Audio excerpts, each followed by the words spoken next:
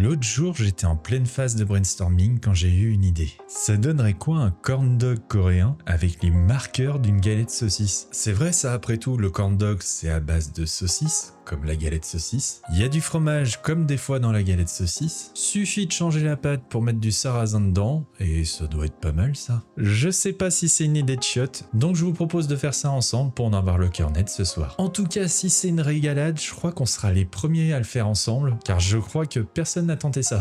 Il y a peut-être une raison pour ça.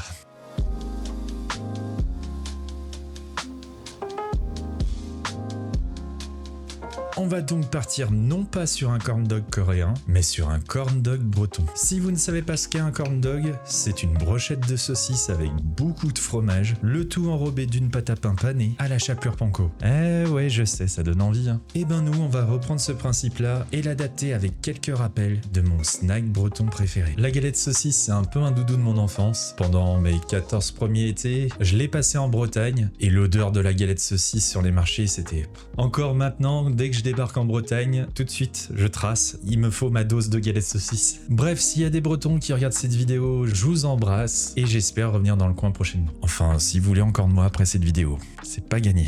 Du coup, pour un corn dog classique, on utilise une base de pâte à pain qu'on enroule autour de notre brochette avant de la paner et de la faire frire. Pour notre corn dog breton, on va reprendre ce procédé, mais en ajoutant de la farine de sarrasin dans la préparation. Dans un saladier, on va donc verser de la farine classique pour permettre à la pâte de lever et un peu de farine de sarrasin pour notre premier marqueur de galette. On va ensuite ajouter du sucre, du sel, un peu de poivre parce que perso j'aime bien quand la galette est un peu poivrée. On mélange une première fois et on va verser de la levure sèche qu'on aura diluée dans de l'eau tiède. On va fouetter tout ça pour obtenir une pâte homogène et aérée, ça fait des petites bulles. On va recouvrir le saladier avec du film alimentaire et comme je disais tout à l'heure, la pâte a besoin de lever. Donc on va la mettre dans un four éteint avec un petit bol d'eau chaude pour qu'elle soit à l'aise. On va laisser pousser 1h30 et pendant ce temps je vais préparer un petit accompagnement pour nos corn dogs et encore une fois pour rappeler la galette saucisse, une compotée d'oignons. Alors perso je suis team galette classique sans rien du tout, mais je sais que certains aiment bien avec de la compotée d'oignons donc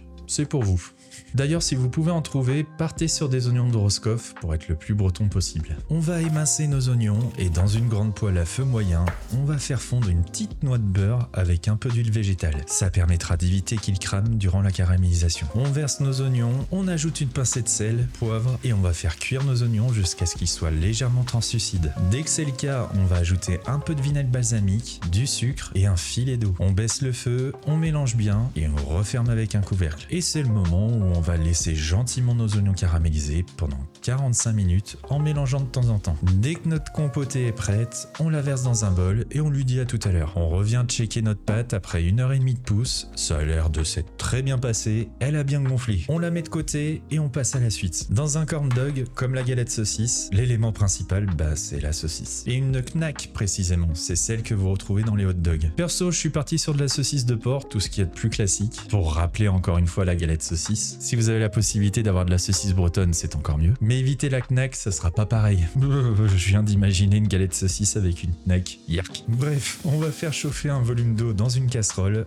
on va piquer nos saucisses et plouf, dans l'eau bouillante. Ça va permettre de dessaler nos saucisses et réduire le gras. Comptez une dizaine de minutes et on est tout bon. On sort les saucisses du jacuzzi et c'est le moment de constituer notre brochette. Pour cela, vous faites comme vous voulez, soit vous partez sur de la saucisse pure, soit un mix saucisse-fromage, soit que fromage. Là, c'est vous qui faites votre tambouille. Moi perso j'ai fait un peu de tout, mais mon préféré c'est le mix saucisse comté, je trouve que c'est le meilleur duo pour notre corn dog breton. Du coup je coupe mes saucisses, je coupe mon comté et j'embroche tout ça. Là encore, soit vous mettez la saucisse avant, soit après, vous faites comme vous voulez. Les brochettes sont prêtes, on va sortir deux bacs et verser dans l'un des flocons de sarrasin et de l'autre de la chapelure panko. Petite piqûre de rappel, la chapelure panko est de la chapelure japonaise. Elle permet d'avoir une panure plus croustillante, moins grasse que la chapelure de chez nous. Et pour les flocons de sarrasin, ça va aussi ajouter du croustillant, mais surtout appuyer le goût de sarrasin. Avant de paner nos brochettes, on va faire chauffer de l'huile dans une casserole à feu fort. Et dès que ça atteint 160 degrés, on passe à la suite. On va prendre une brochette et taper comme ceci la pâte. On va ensuite ensuite enrouler la pâte pour que toute la brochette soit bien enrobée et si c'est pas le cas, vous pouvez répartir la pâte avec votre main que vous aurez passée sous l'eau. Un premier roulé-boulé dans les flocons de sarrasin, un autre dans la chapelure panko et sans perdre de temps, paf, direct dans l'huile bouillante. Au bout de quelques secondes, la pâte va gonfler, on retourne le corn dog pour qu'il soit bien doré de partout et dès que c'est le cas, on le dépose sur une grille pour retirer le max d'huile. On va tout de suite verser une pincée de sel et après,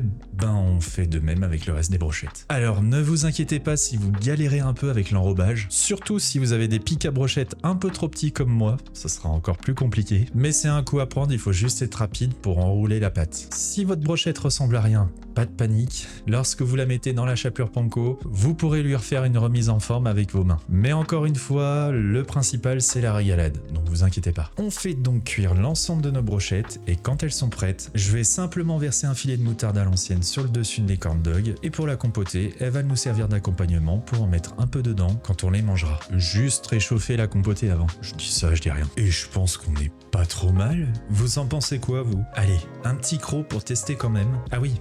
Eh ben écoutez, c'est vraiment pas mal du tout. Ça n'effacera bien sûr pas dans mon cœur la galette saucisse, mais je trouve qu'on s'en rapproche pas mal. On sent quelques notes de sarrasin par-ci, le comté, est-ce que j'ai besoin de dire quelque chose? Et ce petit supplément de compoté d'oignon, il passe très bien. Si vous testez ce corn dog breton, n'hésitez pas à me dire ce que vous en pensez dans les commentaires. On se dit à très vite pour une nouvelle régalade. Salut!